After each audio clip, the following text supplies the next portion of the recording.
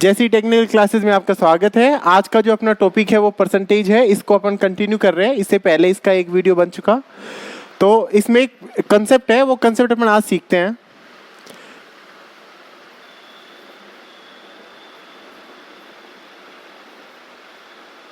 इसमें क्या है कि जो चीज़ अपने को कंपेयर करनी होती है, जिस चीज़ की तुलना करनी होती है, उस चीज़ को तो लिखते हैं अपन ऊपर, है ना। और जो हर में लिखते हैं टू whom कंपेयर, और इसको गुणा कर देते हैं किससे, 100 से, तो ये परसेंटेज आ जाता है आपका। मतलब कहने का मतलब ये है कि जो कुछ आपसे पूछा जा रहा है ना, जो कुछ आपसे पूछा जा रहा है, जिसके बारे में आप तुलना कर रहे हो, जिससे कर रहे हो, जो पूछा जा रहा है जिसकी तुलना कर रहे हो, ठीक है ना। जो पूछा जाता है या फिर जिसकी तुलना कर रहे हो वो तो लिखते हैं ऊपर, और जिससे आप, जिसके सापेक्ष आप वो चीज निकाल रहे हो ना, जिसके सापेक्ष आप उसकी तुलना कर रहे हो, टू whom कंपेयर, जिसके सापेक्ष आप उसकी तुलना कर रहे हो, जिससे आप उसकी तुलना कर रहे हो, वो लिखते हैं नीचे, और फिर इसको गुणा कर देते हैं किससे, 100% से, ठीक है। तो इसके लिए मैं कुछ एक आपके लिए यहाँ पे सवाल लिखता हूँ, उन सवालों से मैं समझाने की कोशिश करता हूँ कि कंसेप्ट आपका है क्या। चलिए गाइस, इस कंसेप्ट को समझने के लिए मैंने यहाँ पे एक एग्जांपल लिया है। इसके 5 पार्ट हैं, और भी 1-2 एग्जांपल अपन समझेंगे। तो इसमें देखो होता क्या है, वो देखिए आप कि जो चीज़ हम कंपेयर कर रहे हैं ना, वो तो लिखते हैं कहाँ, ऊपर, और जिसके सापेक्ष अपन कंपेयर करते हैं उसको लिखते हैं नीचे, और गुणा करते हैं किससे, 100 से। क्यों? क्योंकि परसेंटेज की बात होती है इसके अंदर। जैसे कि एग्जाम्पल ये है आपका कि ए का मान दे रखा है 120, बी का मान दे रखा है 150, है ना। ये कुछ भी हो सकते हैं, 120 रुपये हो सकते हैं, 120, या फिर कुछ भी चीज़ें हो सकती हैं आपकी। ए की वैल्यू है 120 और बी की वैल्यू कितनी है, 150। अब पहला ही जो सवाल है, पहला तरीका आपसे क्या पूछ सकता है कि ए बी का कितना प्रतिशत है, ए बी का कितना प्रतिशत है। तो यहाँ पे इस कंसेप्ट को समझिए, क्या पूछ रहा है, ए के बारे में पूछ रहा है ना, ए की तुलना करवा रहा है अपन से, किसकी कंपेयर करवा रहा है, ए की। तो ए का मान कितना है, 120, बी का कितना परसेंट है, तो तुलना किससे करवा रहा है आपसे, ये बी से। तो बी का मान कितना है, 150, तो 150 बटे 150 गुणा 100। तो ए बी का कितना परसेंट है, 120 बटे 150 गुणा 100। ये चीज मैं आपको समझाना चाह रहा था, ठीक है। इसको हम क्या कर लेंगे, सोल्व कर लेंगे। 1 0 से 1 0, 5 3 15, 5 दूनी 10, 0 3 चौक 12, 80%। कितना है आपका, ए बी का कितना परसेंट है, 80% है। अब इसी प्रकार से इसको देखिए, बी ए का कितना परसेंट है। तो किसके बारे में पूछा जा रहा है, किसकी कंपेयर करवा रहा है अपने से, बी की करवा रहा है, तो बी को लिखेंगे ऊपर। तो बी का मान कितना है, 150 लिखा पड़ने ऊपर। ए का कितना परसेंट है, किससे तुलना करवा रहा है, बी की, ए से, और ए का मान कितना है आपका, 120। तो 120 को लिखा नीचे, और किससे गुणा कर दूंगा, 100 से। क्यों? क्योंकि परसेंटेज में मान मुझसे पूछ रहा है। तो अब इसको हल कर लेंगे। 0 से 0, 3 पंजू 15 और 3 चौक 12, 4 एकम 4, 4 दूनी 8, 2 4 पंजू 20, 25 पंजा 125%, ठीक है। अच्छा जी, अब नेक्स्ट देखिए, प्रश्न नंबर 3 है आपका, ए की इनकम बी की इनकम से कितना प्रतिशत कम है। तो पहली चीज तो ये देखिए कि भाई ये ए की इनकम कितनी मान ली मैंने, 120 है, मान क्या ली दे रखी है, और बी की कितनी है, 150। तो ए की इनकम बी की इनकम से कम भी है क्या, नहीं है भाई, ए की है 120 और बी की है 150, तो कम तो है। कितनी कम है, उसी की आपसे कंपेयर करवा रहा है। ए की इनकम बी की इनकम से कितना प्रतिशत कम है। तो ए की इनकम बी की इनकम से कितना कम है, आपकी ये कम है कितनी, 120, और ये कितनी है, 150। तो 150 में से 120 गए तो 30, कितनी कम है, 30। किससे किससे कंपेयर करवा रहा है, बी की इनकम से। तो बी की इनकम कितनी है आपकी, 150 गुणा में 100। 0 से 0, 3 एकम 3 और 3 पंजू 15, 5 एकम 5, 5 दूनी 10, तो कितना परसेंट कम है आपकी, ये 20% कम है। अगला देखिए, बी की इनकम ए की इनकम से कितने प्रतिशत ज्यादा है। तो बी की इनकम ए की इनकम से कितने प्रतिशत ज्यादा है, चलिए देखते हैं। एक सेकंड दे। तो बी की इनकम ए की इनकम से कितना प्रतिशत ज्यादा है? तो कितनी ज्यादा है बी की इनकम? बी की इनकम ज्यादा है ए से, कितनी ज्यादा है? ये तो है ए तो है 120 और बी है 150, तो कितनी ज्यादा है आपकी? ये 30 ज्यादा है। किससे तुलना करवा रहा है? ए की इनकम से। तो ए का मान कितना है? 120, तो 30 बटे 120 गुणा 100। 3 एकम 3 और 3 चौक 12, 4 एकम 4, 4 दूनी 8, 4 पंजू 20, तो कितना परसेंट? 20%, 25% ज्यादा है आपकी। ठीक है। पांचवा देखो, ए की इनकम कितना प्रतिशत बढ़ाएं कि ये बी की इनकम के बराबर हो जाए? है ए की इनकम जो है कितनी है? 120। ये कितनी परसेंट बढ़ाई जाए कि बी के बराबर हो जाए? किसके बराबर हो जाए? बी के बराबर। तो ए को कितना बढ़ाऊं कि मैं बी के बराबर हो जाए? भाई ए कितनी है? 120, तो कितना बढ़ाऊं मैं इसको कि 150 हो जाइए? तो 120 में कितना और जोड़ दूं मैं? 30, तो कितना जोड़ना पड़ेगा मेरे को? 30। यह है। फिर अगला चीज देखो, ए की इनकम कितने प्रतिशत बढ़ाई जाए कि है बी के बराबर हो जाए? तो बी के बराबर हो जाए ना, तो किससे बढ़ानी है? ये कंपेयर किससे करनी है? ए की इनकम को ए से ही तो बढ़ानी है, ए से ही कंपेयर करनी है। तो 30 बटे 120 गुणा 100, 3 एकम 3, 3 चौक 12, 0 से 0 और ये आ गया 4 एकम 4, ये 25% आपका आ गया आंसर। अब अगला जो सवाल है वो देखिए, बी की इनकम कितना प्रतिशत घटाई जाए कि यह ए के बराबर हो जाए? तो बी की घटा रहा है, कितनी घटा रहा है? कितनी घटानी पड़ेगी? बी की कितनी घटाऊं कि ए के बराबर हो जाए? तो 150 है, 150 में से कितना कम करूं मैं? 30, तो कितना आएगा? 30 किससे कंपेयर करवा रहा है ये? बी से, बी की इनकम। तो बी का मान कितना है आपका? 150, तो 30 बटे 150 गुणा 100, 0 से 0, 3 एकम 3, 3 पंजू 15, तो ये कितना आ गया आपका? 20%। तो इस तरीके से आपके ये सवाल हल होंगे। मैं एक बार फिर से बता देता हूं कि जिस चीज के बारे में अपन कंपेयर कर रहे हैं उसको लिखते हैं ऊपर, और जिससे उसकी तुलना की जा रही है, जिस चीज से उसकी तुलना की जा रही है उसको लिखते हैं नीचे, और परसेंटेज में पूछा जाता है नॉर्मली तो हम 100 से गुणा कर देते हैं। ठीक है गाइस। एक व्यक्ति की आय 6,000 रुपए से बढ़कर 8,000 रुपए हो गई, है ना? कितने से कितनी हो गई? 6,000 से बढ़ के और 8,000 रुपए हो गई। तो बताइए यह आय कितने प्रतिशत बढ़ी? सेम ही कंसेप्ट है। तो देखिए 6,000 से 8,000 हो गए ना, तो कितनी बढ़ी? 6,000 से 8,000 मतलब कितने रुपए बढ़ गए आपकी? 2,000 रुपए बढ़ गई, है ना? और ये 2,000 रुपए कितने से बढ़ी है? 6,000 से बढ़ी है कि 8,000 से बढ़ी है? 6,000 से बढ़ी है। तो बटे में कितना आ जाएगा? 6,000। प्रतिशत में पूछ रहा है तो गुणा में 100, तो करिए 3 0 से 3 0, 2 एकम 2, 2 तिया 6, मतलब कि 1/3 को 100 से गुणा करना है। यही आया ना? अब मैं इसको हल नहीं करूंगा, चल चाहो तो कर भी लो, लेकिन आपको सीधा सीधा पता होना चाहिए कि कितना आ जाएगा। 100 में 3 का भाग दोगे तो आपका 33 सही 1/3%। ठीक है, 100 में 3 का भाग दोगे तो 33 सही 1/3%। इतनी प्रतिशत जो है उस बंदे की आय बढ़ गई आपकी। ठीक, अच्छा जी। इसी तरीके से एक सवाल और लिखा हुआ है, ए की आय बी की आय, ए की आय बी से 20% अधिक है, तो बी की आय ए से कितने प्रतिशत कम होगी? इस तरीके के सवाल जो है वो मेजॉरिटी में पूछे जाते हैं। तो पहले तो सवालों में आप यही देख लीजिए कि परसेंटेज की वैल्यू क्या दे रखी है। भाई 20% दे रखे है ना आपको, और 20% का मतलब कितना होता है? 1/5, यही होता है। ए की आय बी से 20% अधिक है, तो मैं ऐसा मान लेता हूं, मैं इसी को किसकी मान लेता हूं? बी की मान लेता हूं। 5 को मैंने क्या मान लिया? बी की मान लिया। तो बी की कितनी है? 5 है, मान लिया मैंने। ये यूनिट सिस्टम के हिसाब से चल रहा हूं। ए की आय बी से 20% अधिक है, तो दो बंदे हैं ना, ए और बी। तो बी की तो कितनी मान ली मैंने? 5। ए की कितनी माननी पड़ेगी? ए की आय बी से 20% अधिक है, तो मतलब कि अगर बी की 5 है तो 5 का 20% कितना होता है? 1। 5 का 20% कितना होता है? 1। ये कंसेप्ट मैंने आपको पहले बताया है। 5 का 20% कितना होता है? 1। तो 5 में 1 जोड़ दो, अधिक है ना, तो 5 और 1 कितनी हो गई? 6। अगर बी की आय 5 है तो ए की आय कितनी हुई आपकी? 6। इस चीज को आप पुश करके ठीक से समझ लेना। ए की आय 6 और बी की आय 5। अब देखिए अधिक है तो बी की आय ए से कितने % कम है? बी की आय कितनी है 5। ये ए से कितने प्रतिशत कम है? पहले तो देखो कम है क्या? कम तो है। कितनी कम है?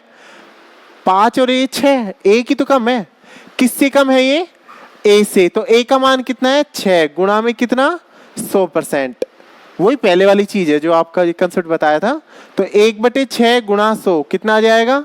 6 कम 6, 6 छंगड़ा 36, 16 सही 2/3%। डायरेक्ट इसका परसेंटेज सिस्टम याद रखो आप। तो 1/6 का क्या होता है देख लीजिए यहाँ पे सीधा सीधा। 1/6 का कितना होता है? 16 सही 2/3%। ठीक है ना? अच्छा जी, तो ये आपका सवाल हो गया। और ठीक है गाइस, तो कुछ एक सवाल मैंने और लिखे हैं। जो एक सवाल अभी थोड़ी देर पहले अपने डिस्कस किया था उसी के जैसे दूसरा सवाल है कि भाई जैसे मान लो कोई है ए में 16, अगर ए 16 सही 2/3% बी से अधिक है। ए का जो मान है वो बी से 16 सही 2/3% अधिक है। अधिक के लिए मैंने यहाँ पे ऊपर की तरफ एरो किया है। तो बताइए कि बी जो है वो ए से कितना प्रतिशत कम है ना? सेम सवाल का तरीका हो गया, इसलिए मैंने शॉर्टकट लिख दिया।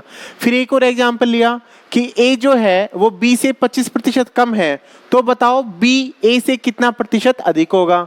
फिर ये तीसरा एग्जांपल भी इसी तरीके का है कि ए का जो मान है वो बी से 37.5% अधिक है। तो बताओ बी का मान ए से कितना परसेंट कम होगा? मतलब एक का ज्यादा है या कम है, उसके बनिस्बत दूसरे का कम या ज्यादा आपसे पूछा जा रहा है। ठीक है, तो करते हैं। पहला ही सा एग्जांपल देखते हैं अपन। भाई 16 सही 2/3% है। तो 16 सही 2/3% का मतलब कितना हो गया आपका? 1/6। 16 सही 2/3% का मतलब कितना हुआ आपका? 1/6 है ना? इसका मतलब देखो ए बी से इतना परसेंट अधिक है। तो ये मैंने किसकी वैल्यू मान ली? बी की मान ली 6। बी जो है ये जो 6 है, ए जो है आपका बी से इतना परसेंट अधिक है। मतलब कि ए और बी दो चीजों की बात हो रही है ना आपकी। तो बी तो मैंने मान लिया कितना 6। तो ए कितना रहेगा मेरा? ए जो है इस बी से इतना परसेंट अधिक है ना? अधिक है। मतलब 6 जो है 6 से 16 सही 2/3%, 6 का अधिक है ये। और 6 का 16 सही 2/3% कितना होता है? 1 है ना? तो ये अधिक कितना हो गया? 6 और 1 7। मतलब कि अगर B का मान आपका 6 है तो A का मान कितना है आपका? 7। ठीक, अब अगली चीज देख लीजिए क्या पूछ रहे हैं आपसे। तो बताइए कि B का मान A के मान से कितना परसेंट कम है? तो B का मान A के मान से कितना परसेंट कम है? भाई कितना कम है? 6 7 से कितना कम है? 1 कम है। तो 1 कम है तो 1 किससे? बी का मान ए से ना, तो ए से कंपैरिजन करवा रहा है। तो 1/7 गुणा में 100। और ये 1/7 कितना आ जाएगा आपका? ये आपका आ जाएगा 7 एकम 7, 14 सही 2/7%। ये आपका क्या हो जाएगा? आंसर। ठीक है, अब अगला सवाल देखिए। कोई संख्या है ए बी से 25% कम है। तो बी ए से कितने प्रतिशत ज्यादा होगी? ये सवाल ये कह रहा है। ठीक है ना? तो 25% की बात कर रहा है। तो 25% का मतलब कितना हो गया? 1/4। यही मतलब होता है 25% का। तो ए जो है वो बी से इतना परसेंट कम है। तो ये 4 मैंने वैल्यू मान ली किसकी? बी की। दो चीजें हैं मेरे पास में, ए और बी। तो बी तो मैंने कितनी मान ली? 4 मान ली बी की वैल्यू। तो ए कितना हो जाएगा? ए जो है वो बी से 25% कम है ना? मतलब ये हुआ कि अगर बी आपका 4 है तो ए कितना होगा? ए इस बी का 25% कम, मतलब कि ए कम कर दो उसमें से, ये वैल्यू कम कर दो। मतलब कि ये कितना होएगा आपका? अगर बी 4 है तो ए कितना होएगा आपका? 3। ठीक है, अब नेक्स्ट चीज क्या पूछ रहा है आपसे। तो बताओ कि भाई ए जो बी है ये बी ए से कितना परसेंट ज्यादा है? तो बी ए से कितना ज्यादा है? 1 ज्यादा है। किससे कंपैरिजन किससे करवा रहा है? बी ए से कितना परसेंट ज्यादा है? तो ए का मान कितना है? 3 गुणा किससे कर दूंगा? 100 से। तो 1/3 गुणा 100 कितना आ जाएगा? 33 सही 1/3% आ जाएगा आपका आंसर। अगला देखिए 37.5% है ना भिन्न का मान। ए जो है, सवाल ये इस तरीके से, ए जो है बी से 37.5% ज्यादा है। तो बताइए कि बी ए से कितना परसेंट कम होगा? तो सबसे पहले तो कितना है? 37.5%। और 37.5% जो है 37.5% की आपकी जो डायरेक्ट भिन्न होती है वो होती है आपकी 3/8। 37.5% की भिन्न कितनी होती है? 3/8। चलिए अब करते हैं इसी के अंदर नेक्स्ट।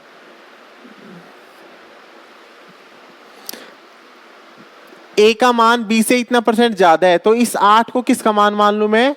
बी का। दो चीजें हैं मेरे पास में, ए और बी, तो बी को कितना मान लिया? 8। ए को कितना मान लूं? बी का मान, ए का मान, ए का मान, ये ए का मान बी के मान से 37.5% अधिक है। मतलब अगर बी का आपके पास 8 है तो ए का मान कितना और बढ़ाओ, उसमें 3 और बढ़ाओ। मतलब 8 में कितना और जोड़ दूं मैं? 3। ये जुड़ेगा इसके अंदर, 8 और 3 11। ए का मान कितना आया? 11। अब क्या पूछ रहा है आपसे? तो बी ए से कितने परसेंट कम है? तो बी जो है वो कम है ए से। कितना कम है? 3। किससे तुलना करवा रहा है? ए से। तो ए का मान कितने है? 11। 3/11 गुणा 100, तो ये आपका आ गया कितना? 300/11। 11 दूनी 22, बच गया 8। 11 7 77, 3/11, 27 सही 3/11% आपका आंसर आ जाए। ठीक है, अच्छा जी। अगला सवाल देखिए आप। किसी वस्तु के मूल्य में 20 क्रम से 20% व 30% की वृद्धि होती है तो कुल कितने प्रतिशत की वृद्धि हुई? अच्छा सवाल है। यदि किसी वस्तु के मूल्य में 20% की वृद्धि, फिर पहले कितनी होती है? क्रम से होती है, 20% की और 30% की वृद्धि होती है, तो टोटल कितने प्रतिशत की वृद्धि आपके पास में हो जाएगी? ठीक है, तो मैं ऐसा मान लूँ क्या? मान लिया कि 100% थी वो चीज। ठीक है, 100 में कितने परसेंट की वृद्धि हुई है आपकी? 20% की। तो 100 में 20% की वृद्धि का मतलब डायरेक्टली यही हो गया ना, 120/100 गुणा 100। सीधा वृद्धि का ही मान निकल के आएगा आपका ये। देखो कोई संख्या थी 100 किसी वस्तु में, मान ले कि मूल्य कितना था उस वस्तु का? 100 था। इस 100 में पहले कितने परसेंट की वृद्धि हुई? 20% की, है ना? तो 100 में 20% की वृद्धि कैसे हुई है? 120/100 गुणा 100। तो 2 0 से 2 0, ये कितना आया आपका? 120। कितना आया? 120। आप इस चीज को ऐसे भी कर सकते हो। सबसे पहले क्या करोगे भाई? 100 का 20% निकाल लो। 100 का 20% कितना होता है? 20।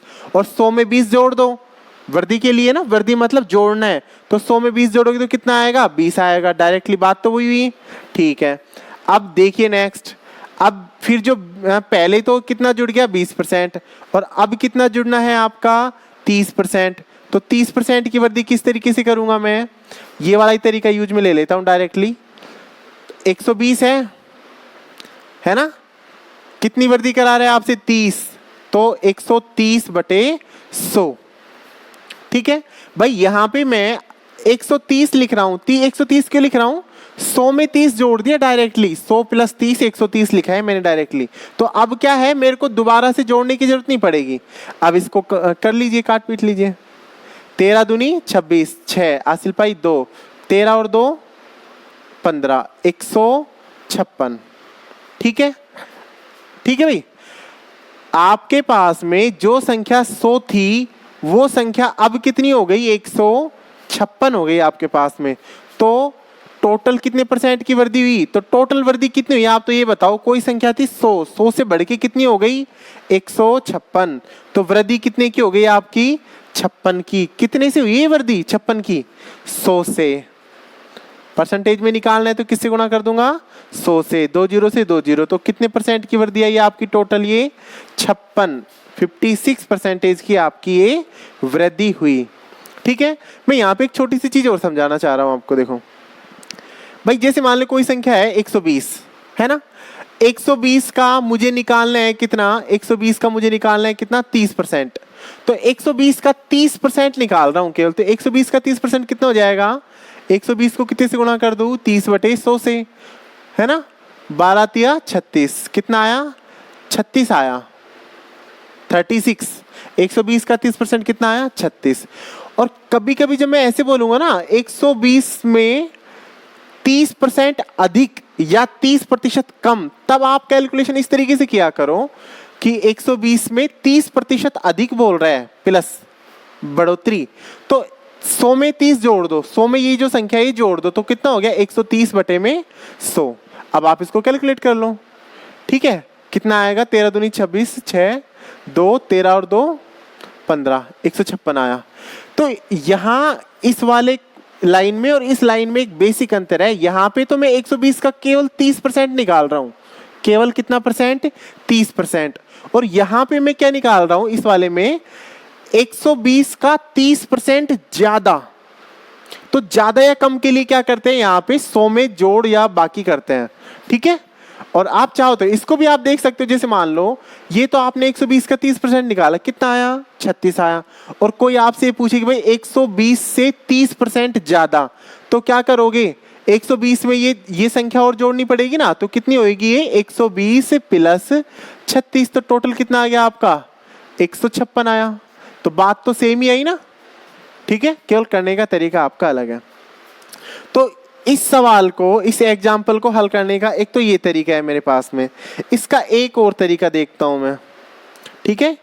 ये है आपका एक मेथड, तो एक मेथड और ट्राई करते हैं अपन। सेकंड मेथड क्या है, ये आपका परसेंटेज सिस्टम पे काम करता है। भाई आपके पास में क्रम से 2 वृद्धि दे रखी है, एक तो दे रखी है कितने की 20% की वृद्धि, और एक दे रखी है कितने की आपके पास में 30% की वृद्धि है दोनों। तो आप इसके लिए क्या करो, पहले तो इसको आप भिन्न रूप में चेंज कर दो। जैसे 20% है तो 20% को आप क्या लिख सकते हो 1/5, क्या लिख सकते हो 1/5। और 30% को क्या लिख सकते हो भाई, 30% को वैसे तो याद है नहीं, तो क्या करो 30/100, 0 से 0 मतलब कि 3/10। आप इस चीज को ऐसा लिख सकते हो, ठीक है। अच्छा जी, ये तो दिख रहा होगा अभी। तो अब देखिए आप 20% वृद्धि और 30% वृद्धि को आपने इस तरीके से लिख लिया। 20% वृद्धि को आपने क्या लिखा 1/5 और 30% वृद्धि को आपने क्या लिखा 3/10। अब देखिए यहां से लाइन देखिए एक, और एक यहां से देखिए। इसमें देखो 2 चीजें होती हैं आपकी, एक तो होता है इनिशियल मतलब प्रारंभिक शुरुआती स्टार्टिंग की, और एक होती है आपके पास में फाइनल वैल्यू की उस चीज में वृद्धि होने के बाद में या कमी होने के बाद में वो चीज क्या हो जाती है, शुरुआत की जो चीज है वृद्धि या कमी के बाद में फाइनल क्या हो जाती है। तो यहाँ पे देखिए 20% की वृद्धि का मतलब ये है स्टार्टिंग में वो संख्या कितनी है आपके पास में 5 है, 5 में वृद्धि हुई ना, 5 में 20% की वृद्धि, तो 5 का 20% कितना होता है 1, और 5 में 1 की वृद्धि कर दोगे तो कितना हो गया 6। इसी प्रकार से इस वाली लाइन में देखो 30% में कितनी थी संख्या 10, वृद्धि कर दो, 10 में 3 की वृद्धि कर दोगे तो कितनी हो जाएगी 13, ठीक है। फिर क्या करो आप इन संख्याओं को गुणा कर लो, कितना हो गया 50, इनको गुणा कर लो, 6 × 18 का 8 हासिल पाई 1, 6 1 7, 13 6 78, ठीक है। इतना हो गया। अब इसमें आपको वृद्धि देखनी है कि वृद्धि कितनी हुई, तो भाई 50 से कितने की वृद्धि हुई आपकी, देखो 50 से और 78 के बीच में 28 की, ठीक है ना। और ये 28 की वृद्धि आपकी कितने से हुई है, ये हुई है आपकी कितने से हुई है 50 से। इनिशियल तो ये 50 ही था और गुणा में 100, ये तो ये टोटल वृद्धि आपके पास में निकल के आ जाएगी, ठीक है। 0 से 0, 5 एकम 5, 5 दूनी 10, 28 को 2 से गुणा करोगे तो 28 दूनी 56, 28 दूनी कितना आएगा आपका 56%। ये आपका क्या है आंसर। तो यहाँ पे देखिए ये भी आपका 56% आंसर था और यहाँ पे ये भी 56% आपका आंसर है, ठीक है। तो ये इसका एक अलग तरीका था। मैं ये वाला तरीका आपको रिकमेंड करूंगा, इस तरीके से करोगे तो सवाल आपके इजी रहेंगे थोड़े से, ठीक है ना। अच्छा इसमें एक चीज और भी है, इधर का ये जो कॉलम है ना, इधर की तरफ ये जो है और इधर की तरफ ये जो है, ये ऊपर की जो वैल्यू है आप इनको काट भी सकते हो अगर कहीं कटे तो। जैसे यहाँ पे कट रहा था, ये कट रहे थे ना 2 × 6, 2 × 5 10, तो आप काट भी सकते हो इनको, ठीक है। अदरवाइज आप इधर की चीज को गुणा कर दो, इधर की चीज को गुणा कर दो। अब कुल मिलाकर के बात ये आ गई कि स्टार्टिंग में जो चीज आपकी 50 थी ना वो कितनी हो गई, 78 हो गई। तो वृद्धि कितने की हुई भाई, टोटल वृद्धि तो पूछ रहा है ना आपसे, तो टोटल वृद्धि कितनी हुई, 50 से 78 हो गई, मतलब 28 की। और किससे बढ़ी है ये, 50 से ही तो जाके बढ़ी हुई है बढ़ोतरी। तो 28/50 गुणा 100, तो ये आपका 56% आपका आंसर आ गया। ठीक है गाइस, तो चलिए गाइस अगला एक सवाल और देखते हैं, इसी पैटर्न पे है ये दोनों तीनों सवाल, कि भाई इसमें क्या है, एक बार वृद्धि हो रही है एक बार कमी हो रही है, इसी पैटर्न पे ये सवाल भी है ना। और इस सवाल में तीनों चारों बार वृद्धि हो रही है, तो टोटल वृद्धि या टोटल कमी आपसे पूछ रहा है सवालों के अंदर। तो इस सवाल को देखते हैं अपन, 6 सही 2/3, 6 सही 2/3 का मतलब क्या हो गया, 6 सही 2/3 का मतलब हो गया आपका सीधा सिंपल सा, 6 सही 2/3 मतलब होता है आपका 1/15, ठीक है ना, 1/15। इसका मतलब क्या हुआ, इनिशियल और फाइनल वैल्यू में निकालूंगा तो कोई चीज आपके पास में कितनी थी, 15 थी, बढ़कर बढ़ोतरी हुई है ना ऊपर की तरफ, बढ़कर कितनी हो गई, 15 और 1 16 हो गई, है ना, यही मतलब होता है इसका। और दूसरी चीज देखो 37.5 मतलब 37.5, और मैं आपको एक चीज बता दूं 37.5 का 37.5% की जो भिन्न है वो होती है आपकी 3/8। 37.5% की भिन्न कितनी होती है, 3/8। इसमें भी दोबारा से वही इनिशियल और वही फाइनल निकालना है।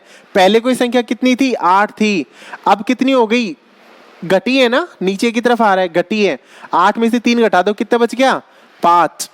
फिर वही पहले वाला तरीका, इन चीजों को गुणा कर दो इन चीजों को गुणा कर दो।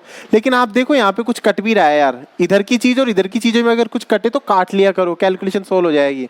8 एकम 8 और 8 दूनी 16, 5 एकम 5 और 5 दिए 15, तो इधर तो कितना बचा 3, इधर कितना बचा 2, है ना। तो फाइनल चीज देखो, स्टार्टिंग में आपके पास में कोई चीज कितनी थी 3, फाइनल रूप में अंतिम रूप में कितनी रह गई 2, तो क्या हुई कमी, क्या हुई कमी, ठीक है। और ये जो कमी है ये कमी कितने की हुई, ये कमी हुई 3 में से 2 गया तो कितनी कमी हुई है 1 की हुई। अब परसेंटेज में निकाल लेते हैं इसको, 1 की कमी हुई है भैया, कितने से कमी हुई है, स्टार्टिंग में कितना था 3 था, गुणा कर दो 100 से, 1/3 को 100 से गुणा करोगे तो कितना आएगा 33 सही 1/3% आपका आंसर आएगा, ठीक है। अच्छा जी, इसी तरीके से ये जो सवाल है इसको देखेंगे। तो इस सवाल को मैं डायरेक्टली ही कर देता हूं, ये थोड़ा सा लेंथी सवाल जाएगा आपका, मिटा लेते हैं ऊपर की तरफ।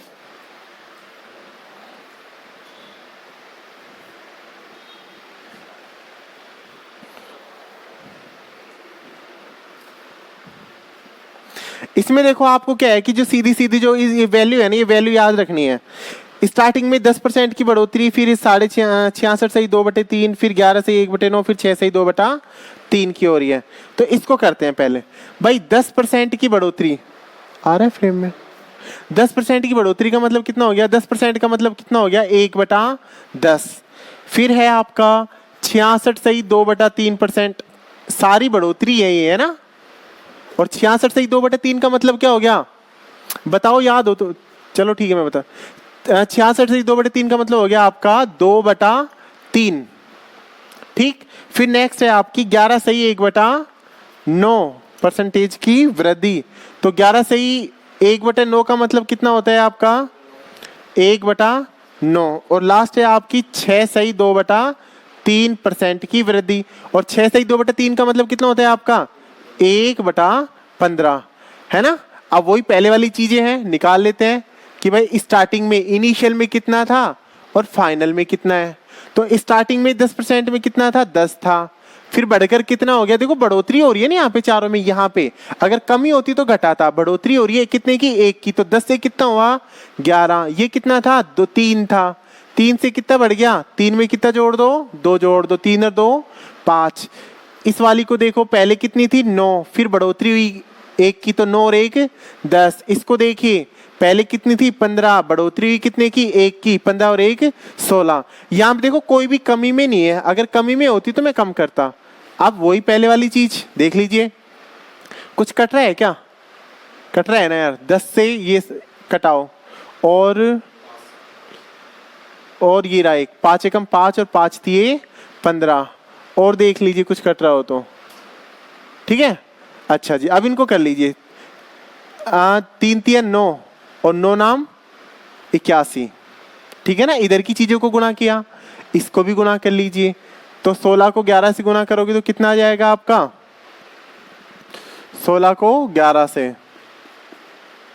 176। कितना आया? 176। तो कहने का मतलब ये हुआ कि स्टार्टिंग में जो चीज आपकी 81 थी वो चीज अब वृद्धि होकर के कितनी पहुंच गई? 176। फाइनल में कितनी पहुंच गई? 176। तो टोटल कितने की वृद्धि होगी? यहाँ में से 81 गई तो ये आपका बच गया लगभग कितना?